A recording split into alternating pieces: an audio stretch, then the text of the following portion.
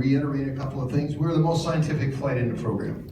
We spent 3 years training for the flight. First year and a half was as the backup crew for Apollo 12, which Mark mentioned. What he didn't mention was that the Apollo 12 crew is an all-Navy crew, and his backup crew is an all-Air Force crew. So we had our hands full with those guys for a year and a half. I gotta tell you, keeping them out of trouble. Anyway, they were a great crew, and I learned an enormous amount from the Apollo 12 crew. They were really good. In fact, Dick Gordon was a command module pilot. I was his backup on 12, and Dick and I practically lived together for a year and a half during that training because we went everywhere together. I have to tell you just a little story about that. We have a fleet of T-38 aircraft down in Texas, down in Houston. And back in the day, we could go most anywhere. We'd just call up the flight line and say, I need to go to so-and-so and so-and-so and so. And they would just, the only answer would be, when do you want to go? No rigmarole, no paperwork, none of the bureaucracy that we have today. I got to tell you, back in the 60s, the Apollo program, the space program in this country was a picture-perfect program of how to get things done. No bureaucracy. If we had a problem, we got around a table and talked about it.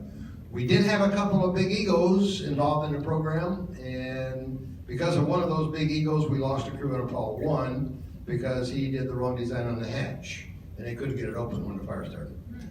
But outside of that, I tell you what, it was pretty wide open, and everybody was totally dedicated to getting somebody on the moon and bringing them back. We liked the coming back part. That was a good part. So that was kind of the training that I had. But anyway, I was going to tell you, Dick and I were going out to LA one time. We were going out to the manufacturer. We had work to do. And I spent a lot of time at the manufacturer in down in California, as a matter of fact. We landed at El Paso to refuel. As our normal routine, we never shut the engines down. We did what they call a hot refueling, which means, and it's kind of against the law, but we did it anyway. They would refuel the airplane while the engines were running. While we're doing that, the little guy on the flight line there, he would run over to a local store and get us a couple of tacos, and we'd be eating tacos and refueling and having a good time.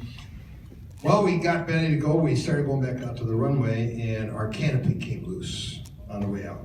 Unbelievable. The canopy on a T-38 is a two-seat airplane, one front, one back, and the canopy is a clamshell canopy that comes down, but the thing that holds it on the back is just open hooks. So if something disturbs that canopy, those hooks could come loose. So anyway, we couldn't fly the airplane. We had to leave it. So we went over. Any of you remember PSA? Pacific South Airlines, we fly our tails for you kind of thing back in the day. You're too young. You were anyway. Gorgeous girls, by the way. Anyway, we got right over to the terminal, and we got on a flight that was going from El Paso out to LA on Southwest Airlines. They put us in first class in the front row on the right-hand side.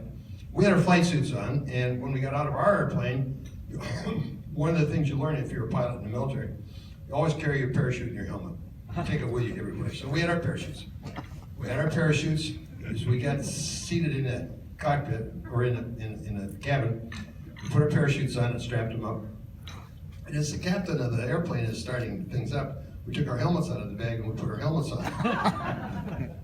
Panic on that airplane. What are those guys doing up there? And I said, well, just in case we have to bail out. Well, that did not sit well for a while. So anyway, those are the kind of things we did back in the day. Let me talk just a little bit about 15. I'll try and cover a few things that you didn't see in the movie here. One of the things I want to talk about is kind of living in space. Once you get off the launch pad, you get into orbit, and from then on until you come back, you are in an atmosphere of, what do I want to call it? See, everybody calls it zero gravity. You've heard the term zero G. I'm sure it's been pounded down our throats for years and years, zero G. Let me tell you something, there is no such thing. That is a figment of some media guy's information, of his mind. There is no such thing as zero gravity. It feels, looks, and acts like zero gravity, but it's not. You're always under the influence of a gravitational field, even on the way to the moon. Until we get about 2/3 of the way out, we're under the influence of the Earth, and then about 2/3 of the way out, and from the rest of the way on in, it's the moon's gravity that becomes greater. But you don't know that inside because you're in free fall, and you and the thing you're in are both in free fall at the same time. So you can move around inside as if it were zero gravity. But you gotta keep in mind there's no such thing. Okay, so the first night out. We're okay. That command module contains about 220 cubic feet of volume. Now you can figure that out. It's not a lot, but I'm going to give you something to compare it to. It's about the size inside a Volkswagen Beetle. That's about the size that we're talking about, okay? 220 cubic feet. I'm going to give you some comparisons. Mercury spacecraft had 45 cubic feet for one guy.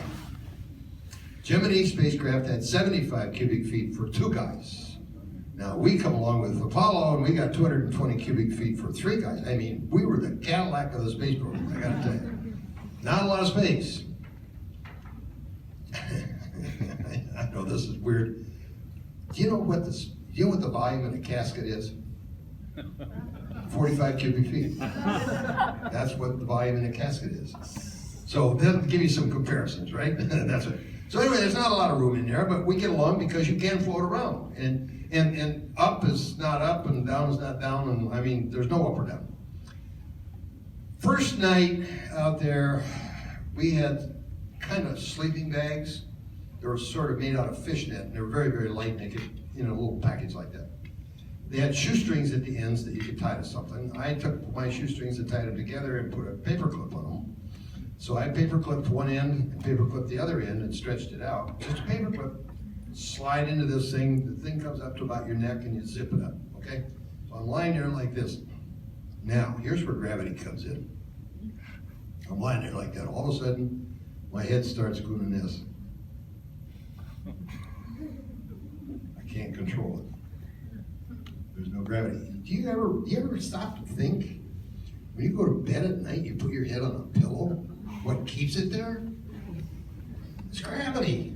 Keeps your head on a pillow. But if you don't have that gravity keeping it on there, what do you think your head does? It gets a mind of its own, I gotta tell you. And it's all over the place. And now, nothing that'll wake you up faster than that. How many of you have ever had the feeling of falling off a cliff just as you go to sleep? Anybody here ever had that? Well, let me tell you, that's what we were doing. We were falling off that cliff.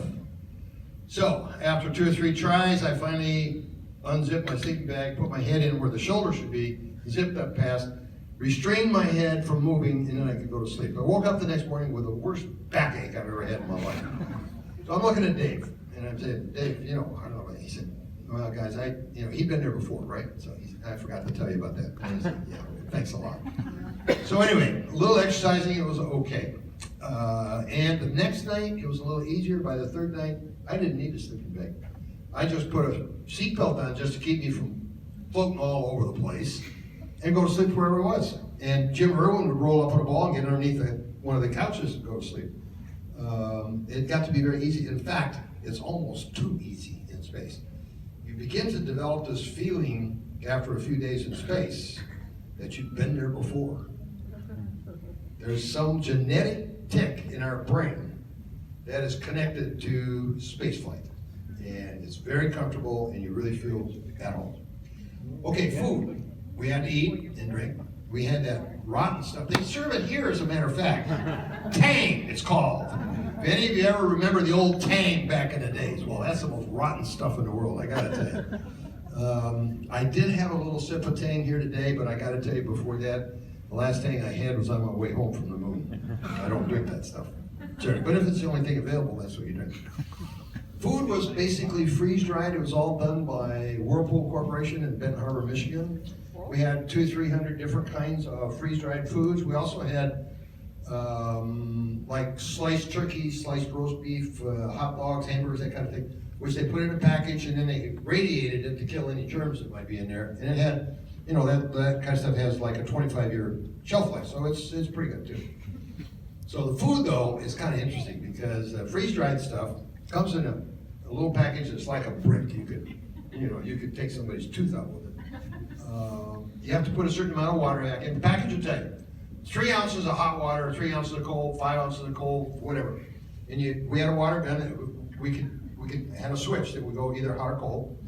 Every pull of the trigger was 1 ounce. So if it was 3 ounces, you pull the trigger 3 times.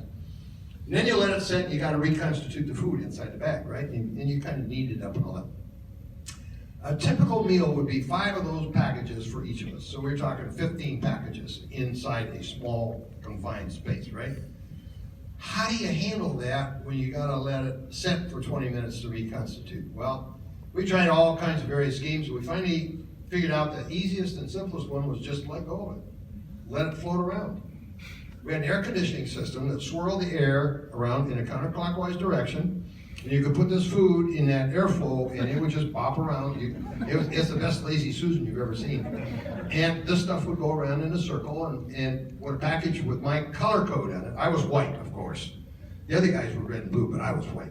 So when a white package would come by, I'd grab it, I'd cut the top, eat the food, put it back in the stream. And when you're all done with all of that, there's a little net, like a fish net, and you just hold that and all the food goes in the net and you tie it off and throw it in the garbage. That's it. Easy housekeeping, really easy. Our drinks, gotta tell you about the drinks. I'm a coffee drinker. I like my coffee.